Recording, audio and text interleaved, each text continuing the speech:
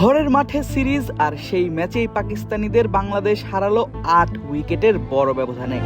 প্রথম ইনিংসে মাত্র ১১৪ রানেই আটকে দিল মোহাম্মদ রিজওয়ান, সাহিবজাদা ফারহান, আগা সালমানের মতো অভিজ্ঞ এবং মারকুটে ব্যাটারদের। আর এর পুরোটাই সম্ভব হয়েছে নাহিদ রানার জন্য। পাকিস্তানের ব্যাটিং লাইনআপকে একাই ধসিয়ে দিয়েছেন টাইগার এই স্পিডস্টার। একাই শিকার করেছেন দলটির প্রথম ৫ ব্যাটারের সবাইকে, তুলে নিয়েছেন আন্তর্জাতিক ওয়ানডেতে নিজের প্রথম ফাইফার। আর এমন পারফরমেন্সের পর নাহিদ রানার প্রশংসায় পঞ্চমুখ পুরো ক্রিকেট বিশ্ব। শুধু বাংলাদেশ নয়, চাপাই এক্সপ্রেসের প্রশংসায় মেতেছেন প্রতিপক্ষ পাকিস্তান দলের কিংবদন্তি সাবেক ক্রিকেটাররাও। ম্যাচের পর নাহিদ রানাকে নিয়ে কথা বলতে ভুলেননি পাকিস্তানের সাবেক ক্রিকেটার, ক্রিকেট বিশ্লেষক এবং কমেন্টেটর রমিজ রাজা।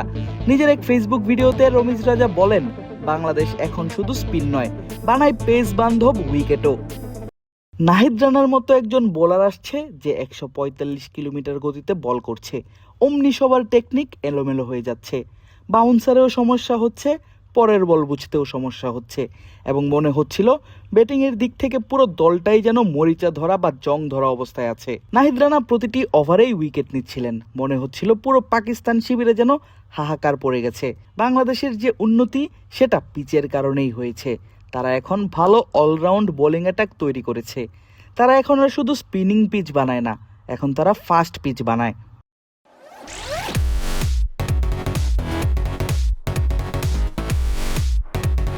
শুধু বোলারদের প্রশংসা করেই ক্ষান্ত হননি রাজা, করেছেন টাইগার ব্যাটারদের প্রশংসাও। যেখানে রান করতেই হিমশিম খাচ্ছিলেন পাক ব্যাটাররা, সেখানে হেসে খেলে বাংলাদেশি ওপেনার তানজিদ তামিম চালিয়েছেন ব্যাট। প্রায় ১৬০ স্ট্রাইক রেটে করেছেন অপরাজিত ৬৭ রান। নিয়মিত বিপিএল কিংবা দ্বিপাক্ষিক সিরিজে কমেন্ট্রি করতে আসা রাজা বললেন, এর আগে বাংলাদেশের এমন ব্যাটিং দেখেননি তিনি। বোলিংয়ের পর ব্যাটিংয়েও বাংলাদেশ আমাদের নাকানি চুবানি খাইয়েছে এবং ৬টার মধ্যে ম্যাচ শেষ হয়ে গেছে। এটা পাকিস্তানের জন্য একটা বড় সতর্কবার্তা। বাংলাদেশ আজ অসাধারণ ব্যাটিং করে দেখিয়েছে।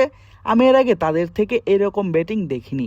একটা হয় ম্যাচ জেতা, আরেকটা হয় দাপটের সাথে ম্যাচ জেতা। তারা বুঝিয়ে দিল যে আপনারা বড় দল হতে পারেন বা বড় বড় বোলার থাকতে পারে, কিন্তু আজ আমরা দেখিয়ে দেব আমরা কত বড় দল। একটা সময় রমিজ রাজা ছিলেন পাকিস্তান ক্রিকেট বোর্ডের চেয়ারম্যান। সেই সময়ের কথা মনে করিয়ে রাজা জানালেন, তিনি এখন দায়িত্বে থাকলে কি কি পরিবর্তন আনতেন দলে। প্রথম ম্যাচ হিসেবে মেনে নেওয়া যায়, কিন্তু হারেরও একটা ধরন থাকা উচিত। আমরাও ৫০-৬০ রানে অল আউট হয়েছি, কিন্তু সেটা কালে ভদ্রে হয়।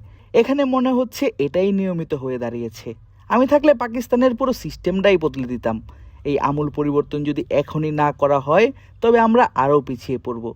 আপনারা এখন একের পর এক বড় বড় ধাক্কা খাচ্ছেন এবং এই পুরো পরিস্থিতিটা এই স্তরে এসে খুবই লজ্জাজনক। প্রথম ম্যাচে হারের পর সিরিজেও পাকিস্তান পিছিয়ে যায় ১-০ ব্যবধানে। ঘরের মাঠে এগিয়ে যায় লাল সবুজের বাংলাদেশ। সিরিজের পরবর্তী দুটি ম্যাচ ১৩ এবং ১৫ই মার্চ। ম্যাচ দুটিও অনুষ্ঠিত হবে মিরপুরের শেরেবাংলা ক্রিকেট স্টেডিয়ামেই। আদিব আশরাফ, ক্রিক ফ্রেন্জি।